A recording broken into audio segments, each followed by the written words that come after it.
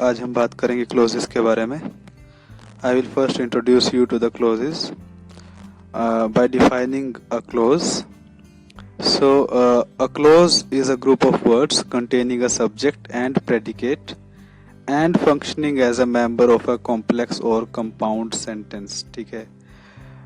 Close एक क्या है, ग्रुप ऑफ वर्ड्स है.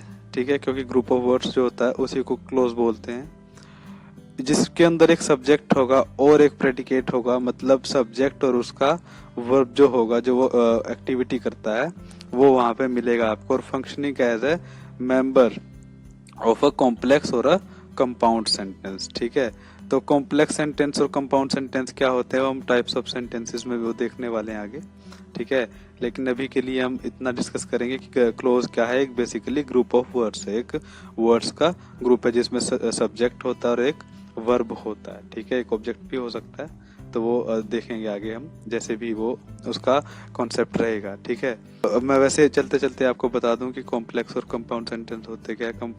जो कॉम्प्लेक्स सेंटेंस होते हैं उसमें जो दो क्लोजेस होते हैं वो इंडिपेंडेंट ही होते हैं. ठीक है, वो जुड़े होते हैं कंजंक्शन से, एंड और देन सो, इस तरह से. तो कंपाउंड सेंटेंस में एक आपका डिपेंडेंट क्लोज होता है और एक इंडिपेंडेंट क्लोज होता है. सो मतलब डिफरेंस इनमें क्या होता है कॉम्प्लेक्स और कंपाउंड सेंटेंस में, डिपेंडेंट और इंडिपेंडेंट क्लोज का मतलब जो डिफरेंस होता है वो होता है. ठीक है, तो एग्जांपल देखते हैं अभी हम. I graduated last year. I graduated last year. ठीक है, यानी मैंने पिछले साल ग्रेजुएशन किया. तो ये कौन सा, कितने क्लोज है इसमें, वन क्लोज सेंटेंस है ना. सब्जेक्ट है, प्रेडिकेट है, यानी वर्ब है बेसिकली, उससे उसको इस तरह से समझिए आप, और लास्ट ईयर है. ठीक है, तो अब देखिए ये जो है यहाँ पे वन क्लोज सेंटेंस है.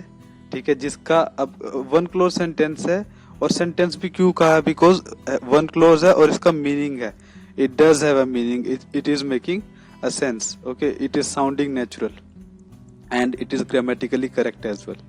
ठीक है, तो करेक्ट है और नेचुरल भी लगता है और सही भी है. ठीक है, इस तरह से. अभी आगे देखते हैं.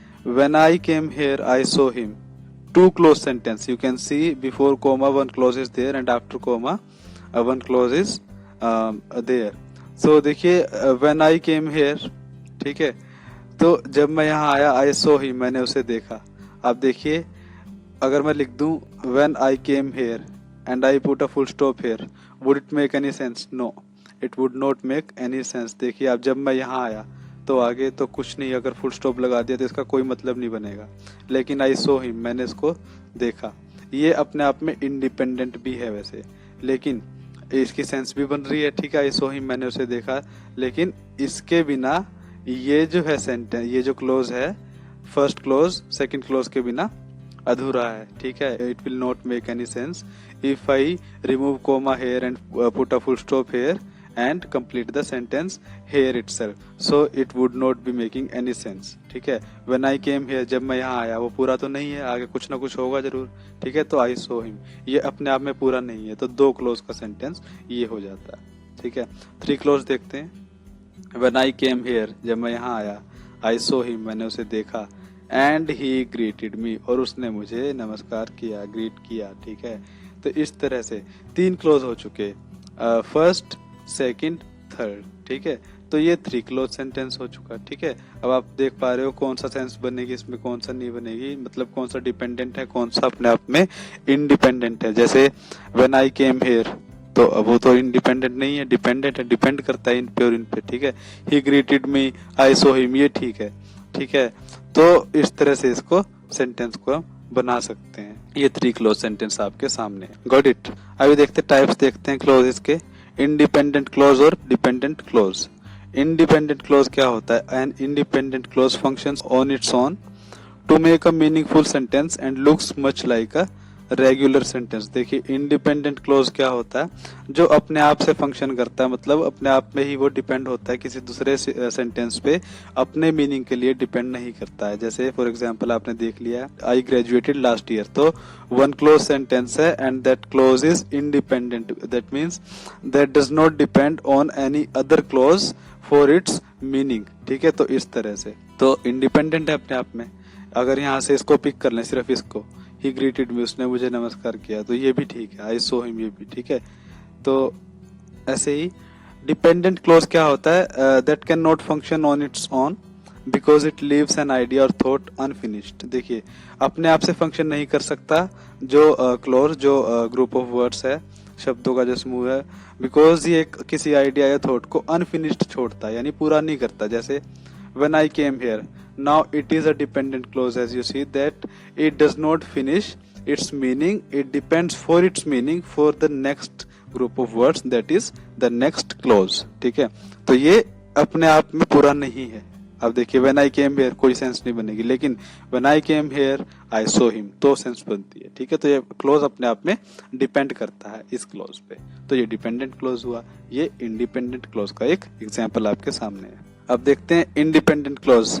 इंडिपेंडेंट क्लोज में ही इज अ वाइज मैन, जो मतलब जिसका अपने आप में मीनिंग है, जिस क्लोज का, जिस ग्रुप ऑफ वर्ड्स का, और वो किसी दूसरे ग्रुप ऑफ वर्ड्स पे डिपेंड नहीं है, मतलब कॉमा नहीं है बेसिकली क्लोजेस के बीच में। ठीक है, अपने आप में वो कंप्लीट सेंटेंस है। ही इज अ वाइज मैन, वो एक वाइज मैन है, बुद्धिमान आदमी है।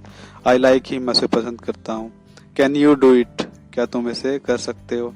ठीक है, do it please, subject you is hidden. ठीक है ना, कि इसे प्लीज कर दो, तो यू हिडन है इसमें, इन्हीं एड्रेस कर रहा सेकंड पर्सन को, तो सेकंड में तो यू ही होगा। I read the whole story, मैंने पूरी कहानी पढ़ी। अब देखिए इन सारे सेंटेंसेस में, in all the sentences you can see that the sentences are making sense and they are not depending on any other group of words for their meaning और to complete their meaning. That means they are not living their meaning unfinished.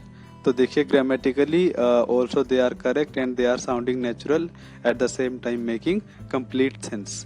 He is a wise man, वो एक बुद्धिमान आदमी, complete है, sense बन रही है। ऐसा तो नहीं लग रहा ना किसी सेंटेंस में आपको कि अधूरा है कोई सेंटेंस या जिसमें कोई सेंस नहीं बनती नजर आ रही है, ऐसा नहीं है। I like him, can you do it please, I read the whole story, तो इस तरह से कर सकते हैं। ठीक है, तो ये सारे इंडिपेंडेंट क्लोज है, means they are making sense and they are correct as well. Now come dependent clauses. Dependent clauses में आपको पता है कि भाई डिपेंड होते हैं क्लोज, और जो अंडरलाइंड है यहाँ पे क्लोजेस, वही आपके सामने डिपेंडेंट क्लोज है, because the underlined clauses depend on the clauses following them or the clauses preceding them for their meaning to be complete। जैसे when I was dating Dana I had an accident।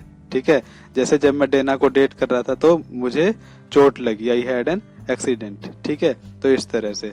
अब देखिए when I was dating Dana, suppose I put a full stop here and remove comma, so would it make any sense? No, it would not make any sense। when I was dating Dana, तब क्या हुआ, तो कुछ ना कुछ होगा ना इस तरह से। अब नेचुरल नहीं लगता कि भाई आगे भी तो पूरा करो इसको, सेंटेंस को। तो अगर मैं यहीं रोक दूं इसको, so it would be incomplete, but it is complete and it will make a sense if I add I had an accident। ठीक है, when I was dating Dana I had an accident, मुझे चोट लगी उस दिनों।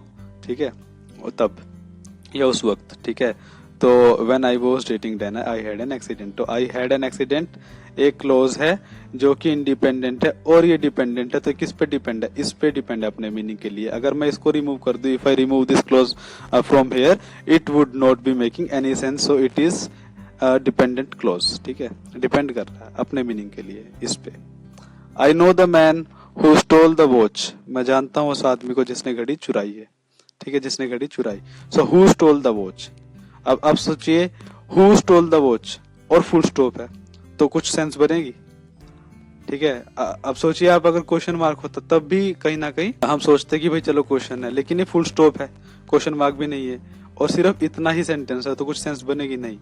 I know the man who stole the watch. ठीक है, तो ये जो क्लोज है अपने मीनिंग के लिए इस पे डिपेंड कर रहा है। ठीक है, यानी जिसने घड़ी चुराई।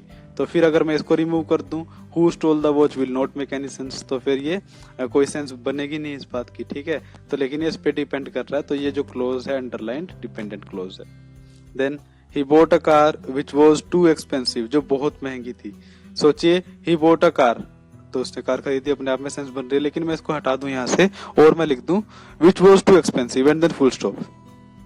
ठीक है, would it make any sense? No.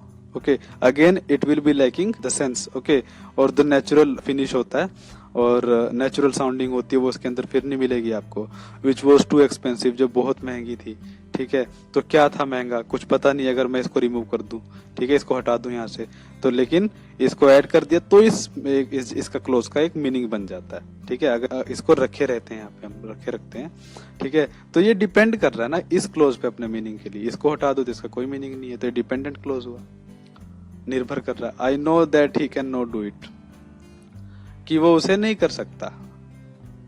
सोचिए, that he can not do it, कि वो उसे नहीं कर सकता, तो इसकी सेंस बनेगी कोई? नहीं बनती इसकी सेंस कोई, ठीक है ना। तो मैं जानता हूं कि वैसे नहीं कर सकता, अब ठीक है। तो ये जो अंडरलाइंड जो क्लोज है, डिपेंडेंट क्लोज है, इस पर डिपेंड कर रहा है। Got it.